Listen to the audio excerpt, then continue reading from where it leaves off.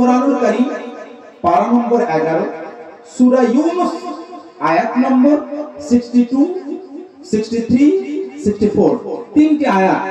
সূরা ইউনূসের 62, 63, 64 এই তিনটি আয়াত পড়ব এবং তিনটি আয়াতের অনুবাদ এবং তাফসীরের আলোকে বক্তব্য শুরু করব। শোনার জন্য প্রস্তুত আছেন তো? আল্লাহ পাক বলেন, আলা ইন্না আউলিয়া আল্লাহি লা খাউফুন আলাইহিম ওয়া লা হুম ইয়াহজানুন। আয়াতটা জানেন আপনারা? সকলেই জানেন?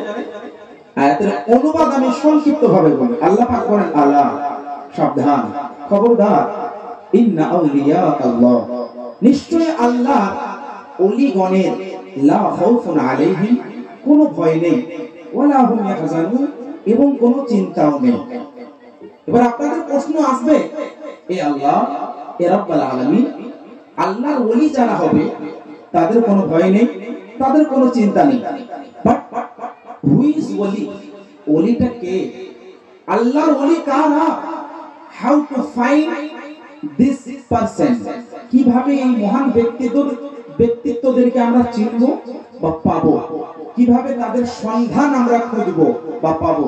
আল্লাহ পাক কোরআনে একটা ইঙ্গিত দিয়েছেন, স্পষ্ট ভাবে তাদের বিবরণ দিয়েছেন যে আল্লাহর ওলি কারা। খুব মনোযোগ আপনাদের লাগবে। আল্লাহ পাক বলেন, আল্লাযীনা আমানু ওয়া কানু ইয়াত্তাকুন।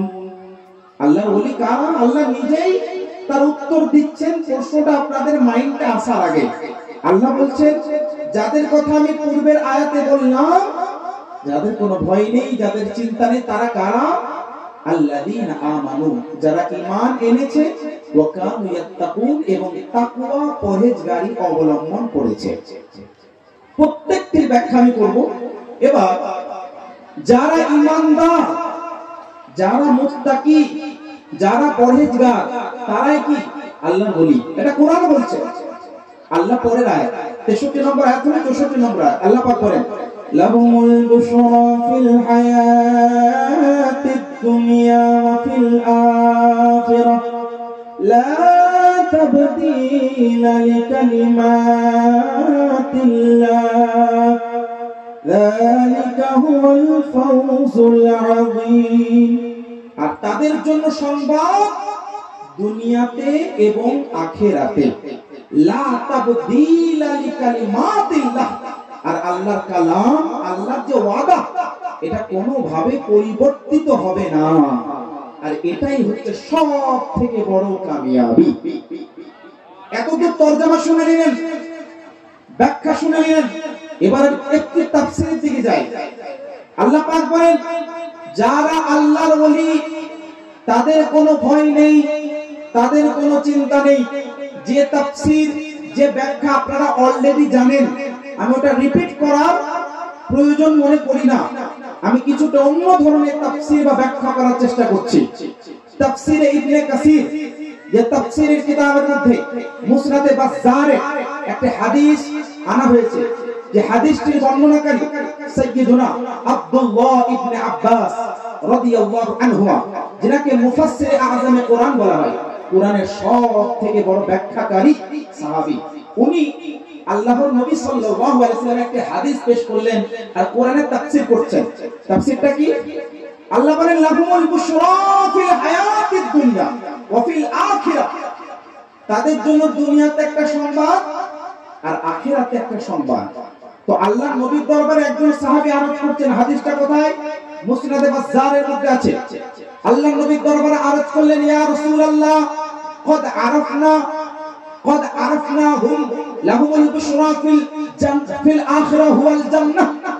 ইয়া রাসূলুল্লাহ, আমরা জানি যে তাদের জন্য দুনিয়া নয়, পরকালের সংবাদ হলো জান্নাত। মানে যারা আল্লাহর ওলি, তাদের সংবাদ কি গো? জান্নাত। মানে আখিরাতে তারা কি পাবে? জান্নাত। ইয়া রাসূলুল্লাহ, মা হিয়াল বুশরা ফিল হায়াতিদ দুনিয়া, তাদের দুনিয়াতে কি সংবাদ আছে? আখিরাতের সংবাদ তো বুঝতে পারলাম, যারা আল্লাহর ওলি তাদের সংবাদ কি? জান্নাত। তো দুনিয়াতে কি আছে? আল্লাহর নবী সাল্লাল্লাহু আলাইহি সাল্লাম ইরশাদ করেন, এই হাদিসটি মুসনাদে বাজ্জার সহ মাজমাউজ যাওয়ায়েদের মধ্যে আছে, তাফসীর ইবনে কাসির সহ তাফসীরুল কবীরের মধ্যে ইমাম ফখরুদ্দীন রাজি রাহমাতুল্লাহি তাআলা আলাইহি হাদিসটাকে এনেছেন। তাফসীরে কুরতুবীর মধ্যে একই হাদিসটা বর্ণিত আছে। অনেকগুলি তাফসীরের কিতাব যদি যাচাই বাছাই করা হয়, এই হাদিসটা আপনারা পেয়ে যাবেন। এই আয়াতে সূরা ইউনূস আয়াত নম্বর 63 অন্তর্ভুক্ত তাফসীরের মধ্যে লেখা আছে, আল্লাহর নবী সাল্লাল্লাহু তাআলা আলাইহি ওয়াসাল্লাম ইরশাদ করেন, আল বুশরা ফিল হায়াতিদ দুনিয়া হিয়া রুইয়া as-সালিহা আল্লাযী ইয়ারাহুল মুমিনুনা as-সালিহুন। আল্লাহ নবী বলেন, আল্লাহর ওলিদের দুনিয়াতে সংবাদ কি জানেন? তারা ঘুমের মধ্যে সত্য স্বপ্ন দেখে। কি দেখে? সত্য স্বপ্ন। বলবেন এটা আবার কি সত্য স্বপ্ন? যেমন নবীদের কাছে আল্লাহর ওহী আসতো, নবীরা যে স্বপ্ন দেখেন ওটা সত্য হয়, ওটা ওহী হয়। তো আল্লাহর নবী বলেন, আল্লাহর যারা ওলি হয় তারা যে স্বপ্ন দেখে স্বপ্নটা কি হয়? সত্য হয়। মানে তাদেরকে সত্য স্বপ্নের মাধ্যমে সংবাদ দেওয়া হয়। এবার বোঝা গেল আল্লাহর যারা ওলি হন দুনিয়াবী জীবনে কবে ইন্তেকাল করবেন, কখন ইন্তেকাল করবেন এটাও তারা অনুভব করতে পারে না। পারে না? কেন পারে? কারণ এটা আল্লাহর দেওয়া। কাদেরকে দেওয়া? আল্লাহর ওলিদেরকে দেওয়া। আমি এবার কয়েকটি প্রশ্ন তুলব এবং তার উত্তর দেওয়ার চেষ্টা করব। এই যে স্বপ্ন সত্য হওয়া, এটা কি জানেন? আল্লাহর নবী বলেন, হুয়া জুজউন মিন আজজাই আরবাআতি ওয়া আরবাঈন আও 70 মিন জুজইন মিনান নবুওয়াহ। অর্থাৎ এই যে সত্য স্বপ্ন, এটা নবীগণের নবুয়তের 70 ভাগের একক ভাগ বা 44 ভাগের একক ভাগ। আরেকটি হাদিসের মধ্যে আছে 39 ভাগের এক ভাগ। মানে নবীগণ যে নবুয়ত পান, ওই নবুয়তের একটি ধারা, একটি অংশ হলো সঠিক স্বপ্ন দেখা, সত্য স্বপ্ন দেখা। এই সৌভাগ্যবান কাদেরকে করেন আল্লাহ? তার প্রিয় বান্দা আউলিয়ায়ে কেরামগণ। তারা নবী নয়, তারা আল্লাহর নবীর প্রেমিক হয়। যারা আল্লাহ ওয়ালা হয় তারা আল্লাহর নবীর আশিক হয়। এবার আমি ওই সমস্ত প্রশ্নের দিকে যাব না যারা বলে I don't find আউলিয়ায়ে কেরাম in the holy Quran, কোরআনে কোনো ওলির নাম পাই না। আমি বলবো কোরআনের পাতায় পাতায় নবীর নাম, নবীর গুণগান আছে। আর কোরআন পড়নে ওয়ালা যদি কোরআনকে পড়ে আউলিয়ায়ে কেরামের নামও পাবে। আমি বর্ণনা দেব। আমি এই বিষয়টা বলছিলাম, আল্লাহর নবী সাল্লাল্লাহু আলাইহি ওয়াসাল্লামের হাদিসটা হাসান পর্যায়ের হাদিস।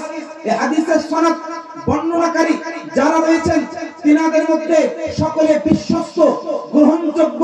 হাদিসটি হচ্ছে হাসান পর্যায়ের হাদিস, মুসনাদে বাজ্জারের মধ্যে আছে। আর সবথেকে বড় বিষয়, হাদিসটি বর্ণনাকারী হচ্ছেন সাইয়্যিদুনা আব্দুল্লাহ ইবনে আব্বাস, যিনি হচ্ছেন মুফাসসির আযম কোরআন।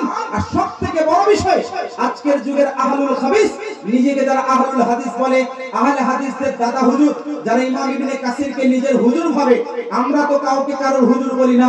ইমাম ইবনে কাসির আমাদের ইমাম, কিন্তু ওনারা তাকে মানেন বা তাকে ইমাম ভাবেন। তাদের ঘরের কিতাব বলছি তাফসীর ইবনে কাসিরের 63 নম্বর সূরা ইউনূসের আয়াতের অন্তর্গত হাদিসটাকে উনি এনেছেন আর নিচে লিখেছেন এই সনদটা হচ্ছে হাসান। সুতরাং এই কথাই কেটে গেল যদি কেউ বলে এটা তো কোনো হাদিস নয়, এটা যঈফ হাদিস, দুর্বল হাদিস, এই কথা চলবে না। তাহলে কি পেলেন? আল্লাহর ওলি যারা হয়, তা আল্লাহর ওলিদের বড় ওলি কে? আল্লাহর ওলিদের সরদার কে? হুজুর গাউসে আযম বড় পীর আব্দুল কাদের জিলানী রাদিয়াল্লাহু তাআলা আন। তো সাধারণ যারা আল্লাহর ওলি, তাদের বিবরণ হাদিস শরীফে পেলেন না? পেলেন না? আল্লাহ নবী বলছেন তাদেরকে সত্য স্বপ্ন দেওয়া হয়। এবার একটি গ্রহণযোগ্য কিতাব মুসনাদে ইমাম আহমদ বিন হাম্বল, যেখানে 22,000 হাদিস উল্লেখিত আছে। মুসনাদে ইমাম আহমদ বিন হাম্বলের মধ্যে একটা হাদিস আছে, যে হাদিসটাকে বর্ণনা করতে সাইয়্যিদুনা আব্দুল্লাহ ইবনে মাসউদ রাদিয়াল্লাহু আনহু। দ্বিতীয় সূত্রে বর্ণিত আছে সাইয়্যিদুনা আবু হুরায়রা রাদিয়াল্লাহু তাআলা আনহু থেকে হাদিসটি বর্ণিত আছে। হাদিসটির সনদ হচ্ছে আপনার সহিহ, হাদিসটির সনদ হচ্ছে আপনার মজবুত, হাদিসটির সনদ হচ্ছে আপনার গ্রহণযোগ্য।